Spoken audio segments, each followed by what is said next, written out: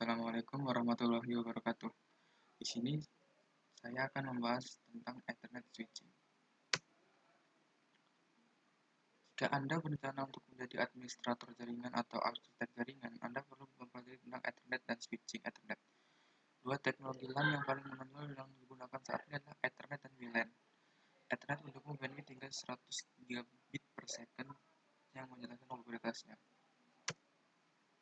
Ethernet Frames, Ethernet Encapsulation. Ethernet merupakan salah satu dari dua teknologi LAN saat ini bersamaan dengan wireless LAN atau WLAN. Ethernet menggunakan teknologi kabel seperti test pair, fiber optik, dan koaksial. Ethernet dapat menggunakan bandwidth dari 10 megabit per second sampai dengan 100 gigabit per second. Data link supplier. Ethernet menggunakan dua supplier di data link agar bisa bekerja, yaitu Logical Link Control atau LLC dan Media Access Control atau MAC. LLC menghubungkan antara networking software pada layar atas dengan hardware pada layar yang ada di bawahnya. Sedangkan MAC akan memberikan alamat yang terintegrasi dengan physical layer. MAC supplier. MAC supplier bertugas untuk data encapsulation dan mengakses media.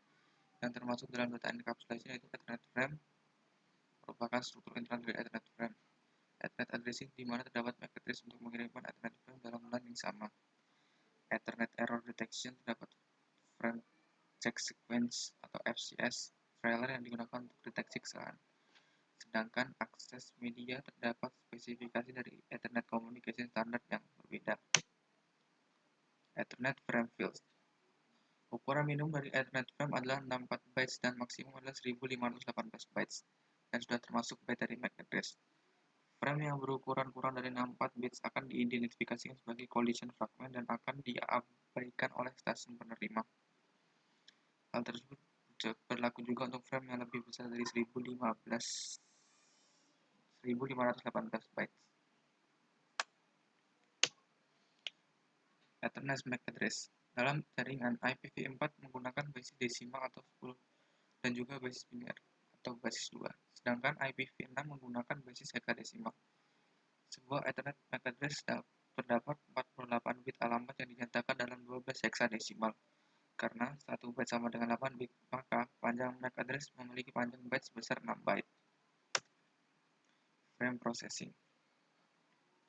MAC address biasanya tercetak secara permanen pada sebuah perangkat dan tidak bisa diubah, yang berarti MAC address disimpan pada RAM secara permanen. Saat NIC menerima Ethernet frame, maka perangkat tersebut akan memeriksa apakah alamat tersebut sesuai dengan alamat perangkat. Jika tidak sesuai, maka perangkat tersebut akan mengabaikan frame tersebut. Jika sesuai, maka frame tersebut akan diterima oscillator dan melakukan proses enkapsulasi. Unicast MAC address. Pada Ethernet, MAC address menggunakan dua layer unicast, yaitu broadcast dan multicast. Unicast MAC address merupakan sebuah alamat unik yang digunakan ketika frame dikirimkan melalui perangkat pengirim tunggal kepada penerima tunggal juga. Proses yang menggunakan host sumber untuk menentukan alamat MAC tujuan yang terkait dengan IPv4 dikenal sebagai Address Resolution Protocol atau ARP.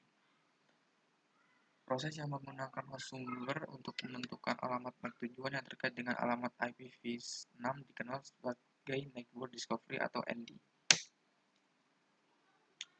Broadcast MAC address.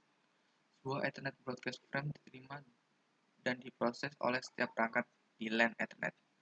Fitur siaran Ethernet ada sebagai berikut.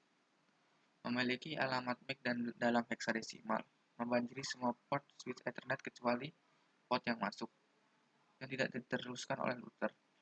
Jika data yang dienkapsulasi adalah data paket broadcast IPv4, ini berarti paket tersebut berisi alamat IPv4 tujuan yang memiliki semua atau satuan di bagian host. Penomoran dalam alamat ini bahwa semua host jaringan lokal atau domain broadcast akan menerima dan memproses paket. Multicast MAC address.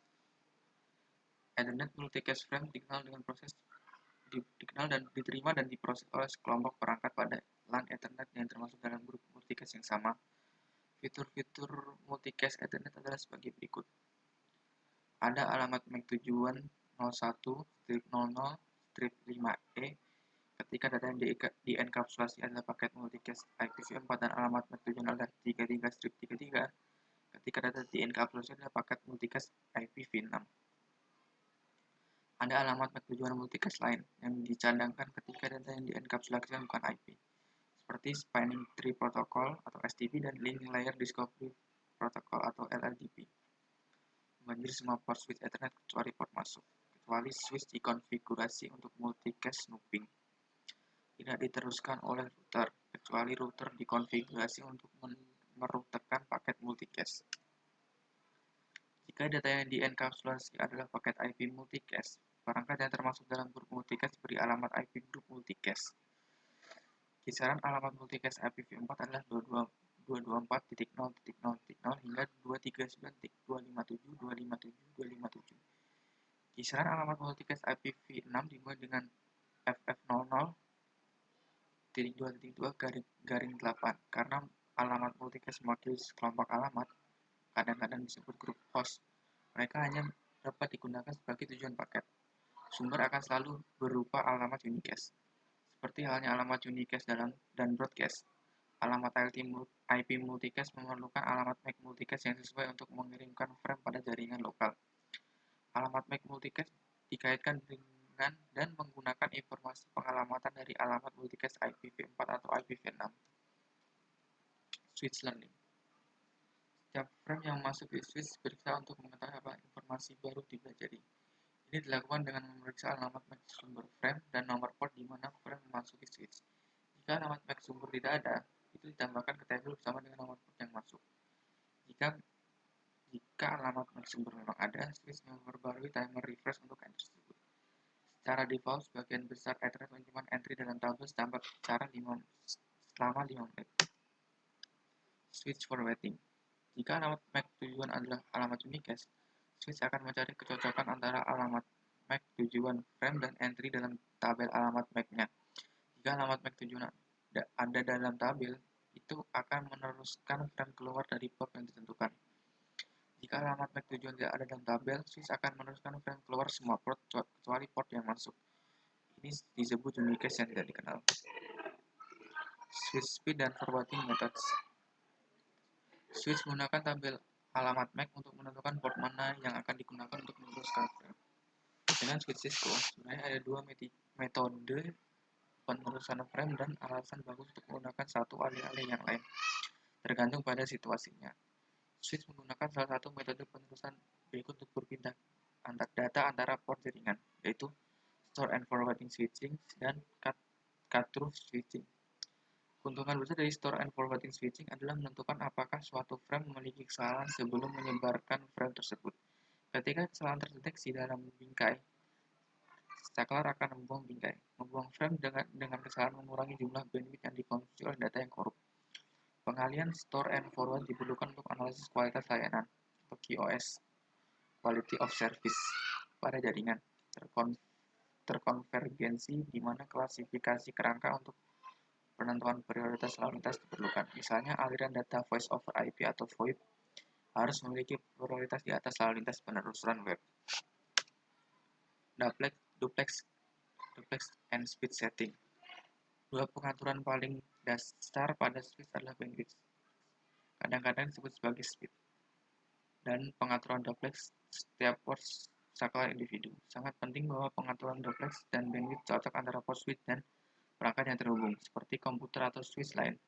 Ada dua jenis perangkat pengaturan duplex yang digunakan untuk komunikasi pada jaringan internet, yaitu full duplex, kedua ujung koneksi dapat mengirim dan menerima secara bersamaan, dan half duplex, di mana hanya satu ujung saja yang dapat mengirim sekaligus. Auto negotiation adalah fungsi opsional yang ditemukan pada sebagian besar switch Ethernet dan NIC. Hal ini memungkinkan dua perangkat untuk secara otomatis menegosiasikan kecepatan dan kemampuan duplex terbaik. Full duplex dipilih jika kedua perangkat memiliki kemampuan bersama dengan bandwidth umum tertinggi mereka. Auto MDEX. Koneksi perangkat terkadang memerlukan penggunaan kabel crossover ataupun straight-through. Jika kabel tergantung pada jenis perangkat yang terhubung, sebagian besar perangkat switch sekarang mendukung fitur Automatic Medium Dependent Interface Crossover atau Auto MDEX. Saat diaktifkan, switch secara otomatis mendeteksi kabel yang terpasang ke port dan mengkonfigurasi antarmuka sesuai kebutuhan. Oleh karena itu, Anda dapat menggunakan crossover atau kabel stereotip untuk koneksi ke koper 10 atau 100 atau 1000 port pada switch, terlepas dari jenis perangkat yang terhubung. Sekian dan terima kasih.